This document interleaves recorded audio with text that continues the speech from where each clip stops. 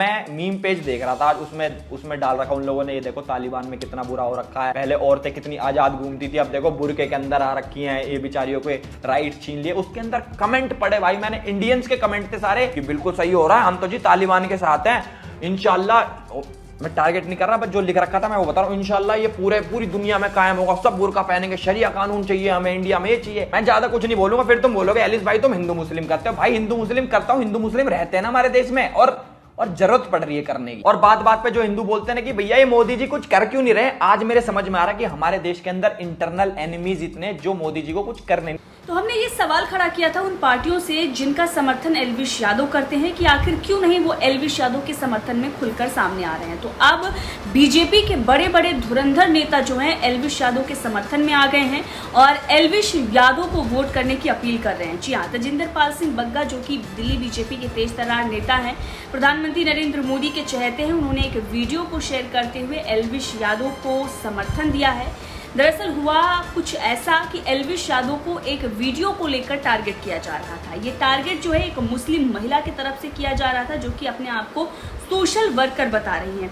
नरगिस बानो नाम की एक ट्विटर यूजर हैं, एक्टिविस्ट बताती हैं अपने आप को और ज़्यादातर मुद्दों पर जो है वो जिहादियों को सपोर्ट करती आती हैं। तो तालिबान पर जो एलविश यादव के विचार थे, जिस तरीके से तालिबान महिलाओं को दोयम दर्जे का जो नागरिक है वो बना रहा था, उस पर एलविश यादव ने एक वीडियो बनाया था और कहा था कि हमारे देश के जो गद्दार हैं, ये गद्दार जो हैं वो तालिबान को सपोर्ट कर रहे हैं और तालिबान को देखकर हमें ये पता चल गया है कि हमें मोदी को ही लाना है। एलविश यादव का वो वीडियो काट कर उन्होंने ट्विटर पर डाला है और ट्वीट लिखा है कि एलविश यादव की ये वीडियो भारत के तमाम मुसलमानों को देखनी और शेयर करनी चाहिए। कैसे मुसलमानों के खिलाफ बातें कर रहा है एलविश यादव, इसको वायरल करो ताकि बिग बॉस देखने वालों को असलियत पता लगे। वीडियो क्या है अब आप देखिए।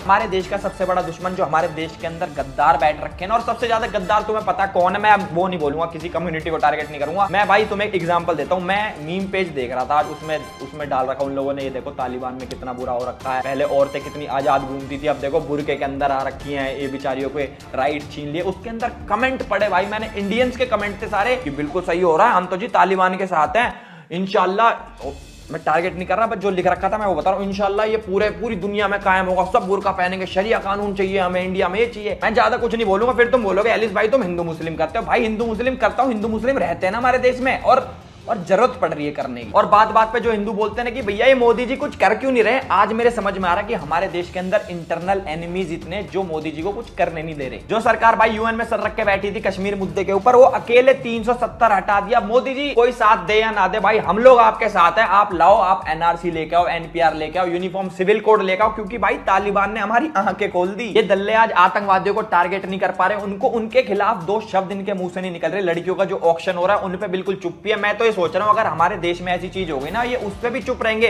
अन्नू कह देंगे मार रहे हैं कोई बात नहीं, पर स्टिल प्रेस कॉन्फ्रेंस तो कर रहे हैं। देखो भाई मैं तो अनअपोलोजेटिक हूं, तुम भी बनो, क्योंकि जो ये लिबरल गिद्ध है ना, ये भगवान कसम तुम्हारी लाशों पे भी राजनीति कर देंगे। और भाई वीडियो इतनी थी, थैंक यू। तो सुना आपने एलविश यादव को, उन्होंने महिलाओं के सम्मान की बात कही, महिलाओं के हक की बात की, लेकिन नरगिस बानो जिन्हें हलाला और ट्रिपल तलाक से कोई परहेज नहीं है, जिन्हें इन्हीं सब में रहते हुए अच्छा और आनंदित महसूस होता है, उन्हें एलविश यादव की इस वीडियो से दिक्कत हो गई और इसीलिए उन्होंने ये बता दिया कि ये तो मुसलमानों के खिलाफ है। जो कुरीतियां हैं और जो तालिबान लोगों की जान ले रहा है, जो महिलाओं को ना तो शिक्षा दे रहा है, ना उन्हें खाने पीने का किसी भी प्रकार का हक जो है वो नहीं मिल रहा है, महिलाओं को एक जानवर की तरह उन्हें बेचा जा रहा है और उनको मतलब किस तरीके से प्रताड़ित किया जा रहा है, उसके खिलाफ अगर एलविश यादव ने आवाज़ उठाई तो वो मुसलमानों के खिलाफ हो गए।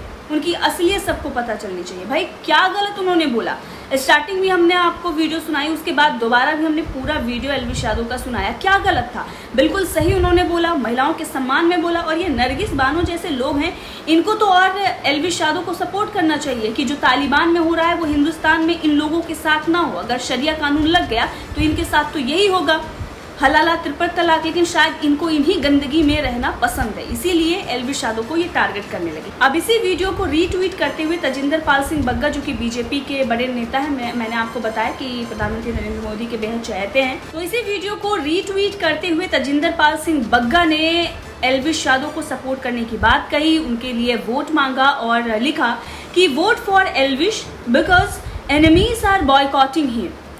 और नीचे वही वीडियो जो हमने थोड़ी सी शुरुआत में दिखाई और उसके बाद नरगिस बानो ने जो पोस्ट की थी वो एल्विश यादव की वीडियो थी।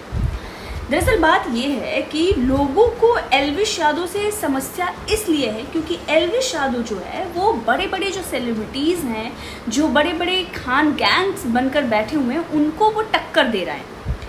आप ये लोग इतनी बड़ी बड़ी बातें कर रहे हैं कि एल्विश यादव के पास ये है वो है, सलमान खान के पास इतनी सारी चीज़ें हैं, उनके फैंस हैं, वो चाहें तो 1 मिनट में ये खरीद लें वो खरीद लें, बहुत सारी बातें करें। अब भाई डिफरेंस देख, सलमान खान का बाप एक बड़ा राइटर जिसकी बॉलीवुड में इतनी चलती है, जो बोले वही होगा। सलमान खान की पूरी फैमिली जो है वो उसी में घुसी हुई है बॉलीवुड में। सलमान खान आज 50 साल से ज़्यादा का बुढ़ा हो चला है।